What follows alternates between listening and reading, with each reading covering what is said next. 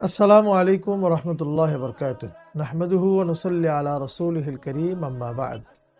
ঈদ মুবারক, ঈদ মুবারক, ঈদ মুবারক।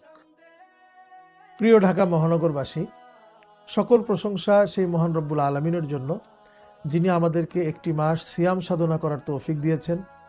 একটি মাস রাত জাগরণ ইবাদত গুজারের মাধ্যমে আমাদেরকে একটি আনন্দ ঘন দিনের প্রান্ত পর্যন্ত আমাদেরকে পৌঁছে দিয়েছেন। ঈদ উল ফিতরের এই দিবসকে বলা হয়েছে ইয়াউমুল জাইজা, অর্থাৎ প্রতিদান দিবস। যে সকল মুমিন মুসলমান আমরা একটি মাহে রমাদানে সিয়াম সাধনা করেছি, ত্যাগ করেছি, কোরবানি করেছি, দান সাদাকা খায়রাত, কিয়ামুল লাইল, তেলাওয়াত, অন্যান্য ইবাদতের মধ্যে কাটিয়েছি, তাদের জন্য আজকের এই দিবসটি প্রতিদান দিবস। প্রিয় ভাই বোনেরা, মাহে রমাদান আমাদেরকে তাকওয়ার শিক্ষা দিয়েছে।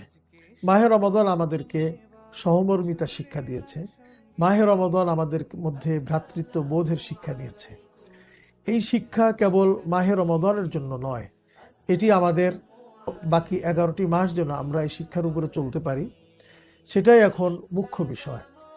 আমরা চেষ্টা করব যেন আমাদের মাহে রমাদানের এই শিক্ষাগুলোকে আমরা বাকি মাসগুলোতে কাজে লাগিয়ে আমরা একটি সুন্দর সমাজ আমরা যেন বিনির্মাণ করতে পারি। প্রিয় ভাই বোনেরা, ঈদ উল ফিতরের আনন্দ ঘন দিবসে যেন আমরা এই মাহে রমাদানের তাকওয়ার শিক্ষাকে যেন আমরা ভুলে না যাই।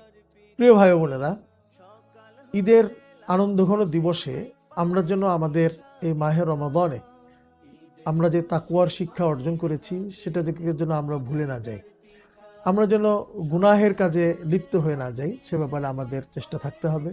সাথে সাথে ঈদের আনন্দ যেন এটা কেবলমাত্র আমার নিজের জন্যই হয়ে না যায়। ঈদের আনন্দ আমাদের ভাগাভাগি করে নিতে হবে।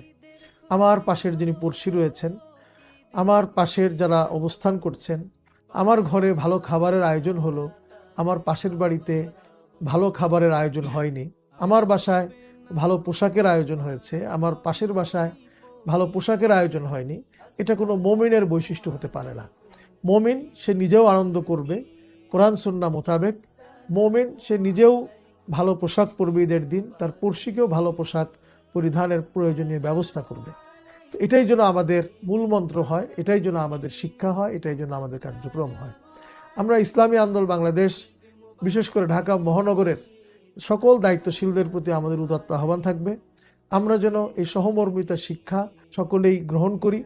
আমরা ঈদের আনন্দ যেন আমরা সকলকেই নিয়েই